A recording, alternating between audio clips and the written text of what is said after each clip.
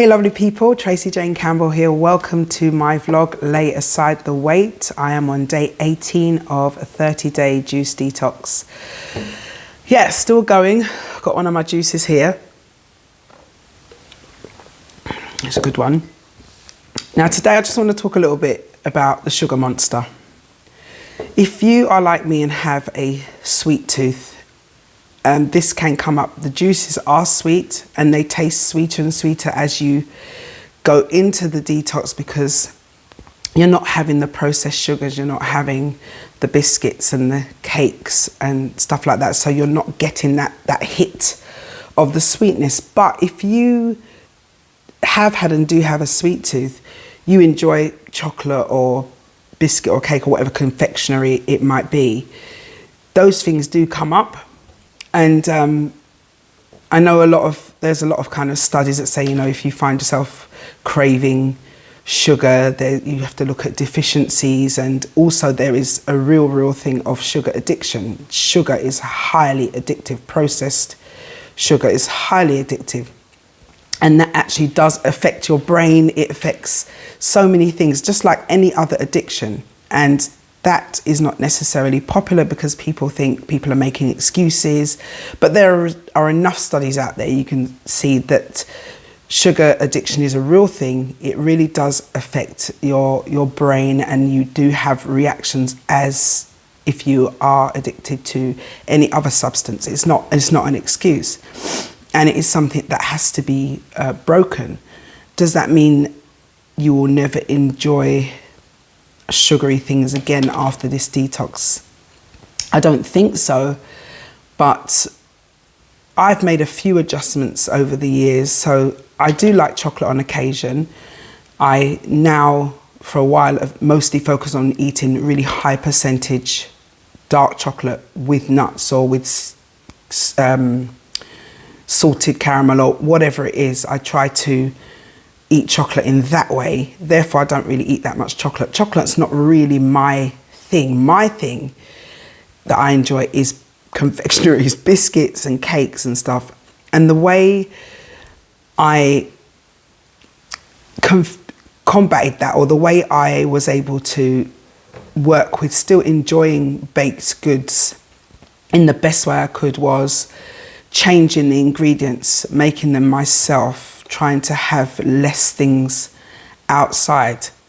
Not always successful at that, but I'm far better than I used to be. So I will make things, I will use almond flour and coconut flour and use fruits to sweeten, you know, dried fruits to sweeten, or use a sugar substitute like stevia or monk fruit, stuff like that, where I could still make brownies, for instance, with a really dark chocolate and then use monk fruit. And so I could still have that treat and enjoy those things. But it is really working on not having them excessively, not having them in excess, and recognizing that this is a weak point. It's a weak point. So if I'm going to be around all those things, I would rather abstain than get into it. I'd rather abstain from it and wait and make something and say, like, you know, your parents, you got something at home. I've baked something at home. There's something I've baked with better ingredients that I could have a small piece of and be satisfied. But the sugar monster is real. And some of these juices aid that more. Some of these juices are quite,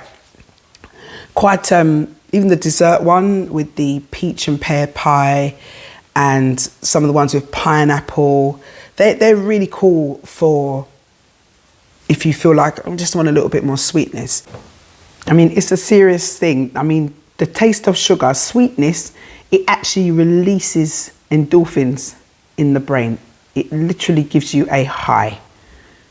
So this is not an imaginary thing. Sugar's added to almost everything. So even if we buy stuff, processed foods in the shop, you're looking at, there's sugar in a lot of things under various names.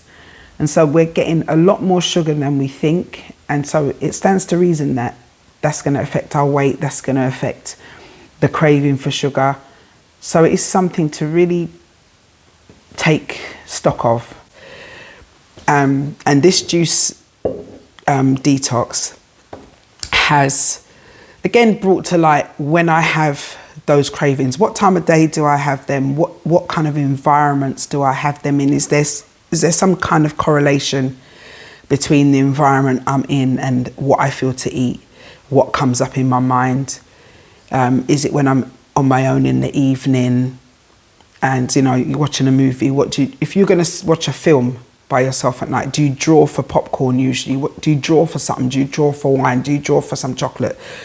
What are your regular habits that you're now working out, that you're now kind of deciding, no, that's what I usually do, that's what I feel like doing, but I've decided to do this? And I know from my conversations with women that are doing this detox that that's a conversation they have with themselves. I'm choosing to do this. It's not because I don't feel like that. It's not because the desire for that has left. I just feel like it, but I've chosen this other way. And I've done a few of these detoxes and fasts and stuff, enough to know that I'm not going to stop liking rum cake. I'm not going to stop liking baked goods. I don't think that's realistic, but it absolutely is realistic to say, I enjoy those things, but I'm going to enjoy them in a way that is conscious, and I choose to, and not because I'm sad and I need to eat those feelings away, or I feel unworthy, so I need to eat to subconsciously punish myself for not being good enough, or kind of punish myself for failing.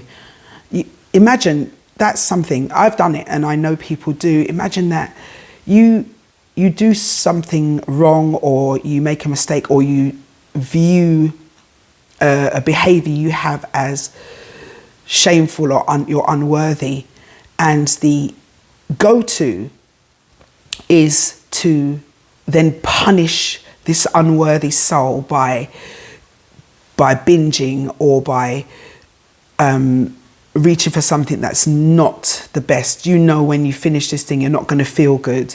It's not going to be good for you. You're punishing yourself. And during this process, one of the things that I think is important to mention is that you really do take stock. If you're a person that journals, I always advocate journaling. I know not everybody does it. I've always done it. Writing down the thoughts that come to mind, the feelings that you're experiencing when these thoughts come to mind, and kind of looking at your relationship with food, and what have you done that in the past? Have you punished yourself unconsciously with food? Have you ate instead of expressing your feelings? Have you eaten your tears? Have you eaten your anger? I know I have. I've eaten my anger, I've eaten my tears, I've eaten my shame. And these are real things that happen, that we do. And writing these thoughts down, writing these experiences down, even when you're writing some words that feel kind of embarrassing to acknowledge, it can be hard, but it's so powerful to start to get some insight into your habits, into where certain behaviors can stem from. The sugar monster is real. There is sugar addiction that is real. There are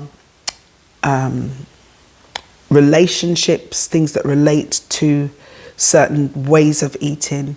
And there is our own self-worth and self-value. All of these things play a part in what we are doing in this breaking down, in this detox. It's not just about weight loss. Yes, that is part of the journey. I am planning, and I am planning to continue this weight loss, health, strength journey. But more than that, it's about our whole being. It's about all of ourselves, our thoughts, our interaction with ourselves. That's really important. So if you have the sugar monster,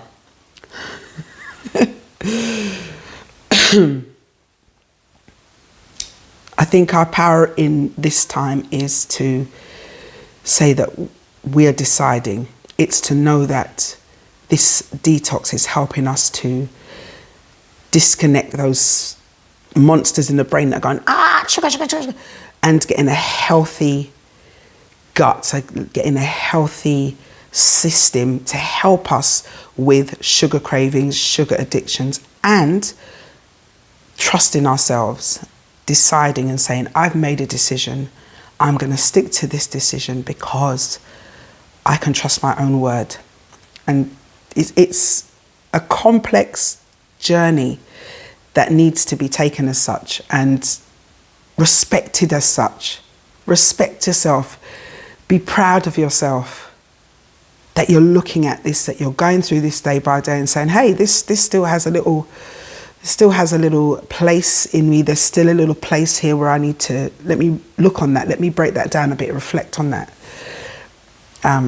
So those are my thoughts today, brought up by conversations and brought up by my own reflections and enjoying this green juice. I've got a really nice juice later. There's a juice later on when you get to, I think it was day 17's one, and it has pineapple, parsnip, I think there's a bit of carrot in there, I think, and sweet potato. Hey, the juice is so good. It's yummy. So I hope you get there and believe in yourself. And I will speak to you again tomorrow.